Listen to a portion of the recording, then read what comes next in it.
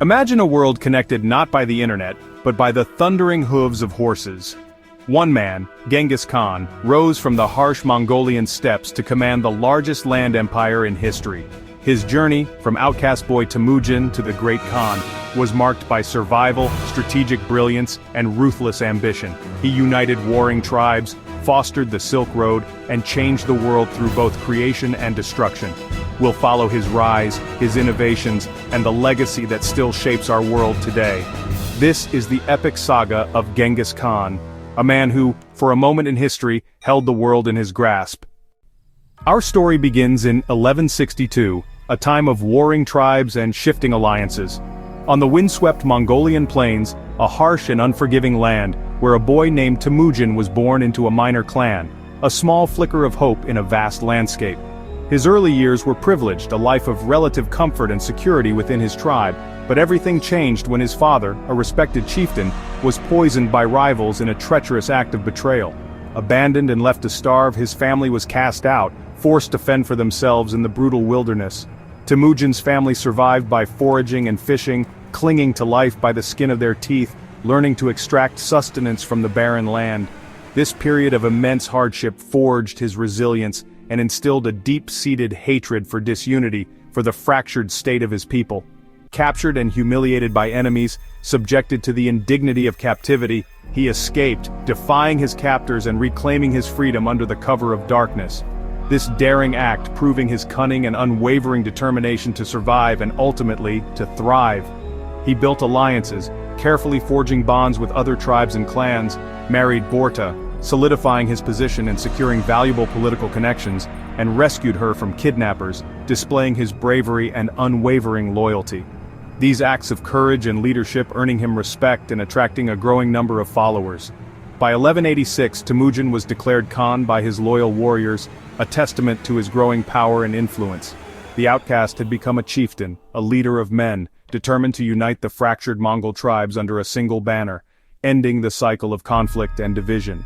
His vision: one people, one banner, a unified Mongol nation that would reshape the world.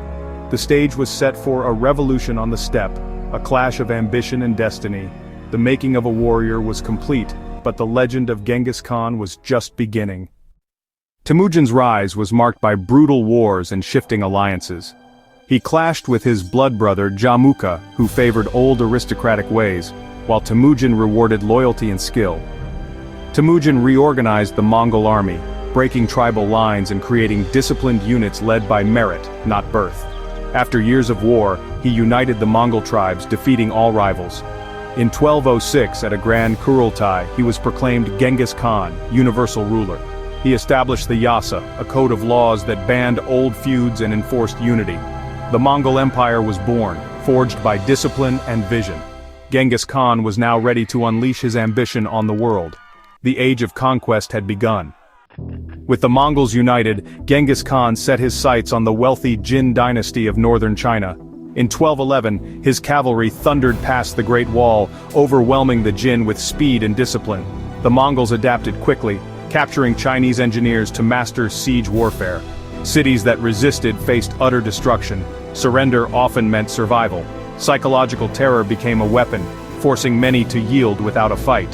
By 1215, the Mongols besieged and captured Zhengdu, modern Beijing, securing vast wealth and skilled administrators. The fall of the Jin capital sent shockwaves across Asia. Genghis Khan had proven the Mongol Empire was an unstoppable force. The world would never be the same. Seeking trade with the Khwarezmian Empire, Genghis Khan sent envoys only to have them murdered by the Shah. Enraged, he unleashed his army westward in 1219, not for plunder, but for annihilation. The Mongols struck with speed and strategy, attacking from multiple directions and overwhelming the Khwarezmians. Cities like Samarkand and Bukhara were destroyed, populations massacred. The governor of Otrar, who started the conflict, met a grisly end. By 1221, the Khwarezmian Empire was erased from the map. Genghis Khan's message was clear: betray the Mongols and face total destruction. The Silk Road now belonged to the Great Khan. The Mongol Empire surged ever westward. After crushing the Khwarezmians with unparalleled brutality, leaving a trail of devastation and despair in their wake, Genghis Khan's most trusted generals, the brilliant Yebe and the ever-resourceful Subutai, led a daring and audacious raid deep into the heart of Eastern Europe, a move that would test the limits of their endurance and the strength of their foes. They systematically defeated armies, showcasing the might of the Mongol war machine and announcing the arrival of Mongol power to a terrified continent. Meanwhile, the aging but still ambitious Genghis Khan turned his attention east to finally punish the Tangut Kingdom, also known as Western Jia, for their repeated acts of defiance and broken promises. In 1227, during the relentless campaign against the Tanguts, the great Genghis Khan succumbed to illness or injury and died.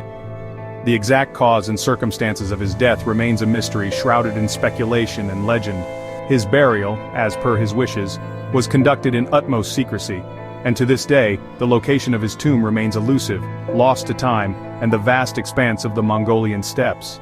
The news of his death was deliberately concealed from the wider world, to ensure a smooth and uninterrupted transition of power, and prevent any potential uprisings or instability within the burgeoning empire. Genghis Khan's final ride had come to an end, but the vast empire he forged would endure, a testament to his military genius and unwavering ambition. His capable generals and his ambitious sons would carry his formidable legacy far beyond the borders of Mongolia, expanding the empire to unprecedented heights. The world had lost a ruthless conqueror and a brilliant strategist, but in his place arose a legend, a figure whose name would forever be etched in the annals of history. But make no mistake, the Mongol storm was only just beginning to gather its full force. The long shadow of the Great Khan stretched ominously across continents, foreshadowing the vast and enduring impact his empire would have on the world. Genghis Khan's death in 1227 marked not an end, but a pivotal transition. The man was gone, but his vision, his ambition, and his war machine lived on. His sons and grandsons, inheriting a meticulously crafted empire and a thirst for expansion, continued his relentless campaign, pushing the boundaries of their dominion further than even Genghis himself might have imagined. They set their sights on the jewel of the East, conquering China, a land of immense wealth, ancient civilization, and formidable defenses.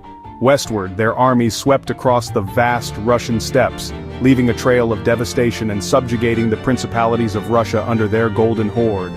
Further south, the rich lands of Persia fell before the Mongol onslaught, its cities sacked, its libraries burned, and its people scattered.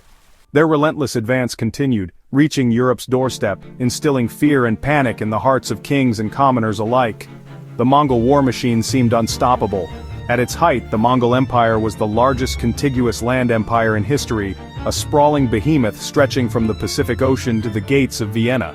This vast domain encompassed a mosaic of cultures and ethnicities, ruling over an estimated 100 million people, each with their own customs, languages, and traditions. Paradoxically, the Mongol conquest brought a period of relative stability and flourishing trade, known as the Pax Mongolica, or Mongol Peace. Under Mongol rule, the Silk Road, the ancient artery connecting east and west, became safer than ever, facilitating the exchange of goods, ideas, and technologies. Ideas, inventions, and cultures flowed freely between east and west, fostering a period of unprecedented cross-cultural exchange and intellectual ferment. This exchange had a profound and lasting impact, shaping the course of history and contributing to the development of the modern world. But this era of interconnectedness and relative peace came at a terrible cost. Tens of millions perished in the Mongol conquests, and entire civilizations were irrevocably destroyed, their cultural heritage lost forever. The Mongols were both creators and destroyers, builders of bridges and destroyers of cities, leaving behind a legacy of both progress and devastation. They are remembered as unifiers who forged a vast empire, and as a force of terror that brought unimaginable suffering to countless people. Genghis Khan's legacy is complex, a tapestry woven with threads of both brilliance and brutality, innovation and destruction. His reign represents a stark duality, a period of unprecedented connection and cultural exchange alongside unimaginable devastation and loss of life. His impact on the world is undeniable, shaping the political, economic, and cultural landscape of Eurasia for centuries to come. His story serves as a potent lesson in the dual nature of power, its capacity for both creation and destruction, unity and division. Even today, the world he forged still echoes with his name, a testament to the enduring power of his legacy.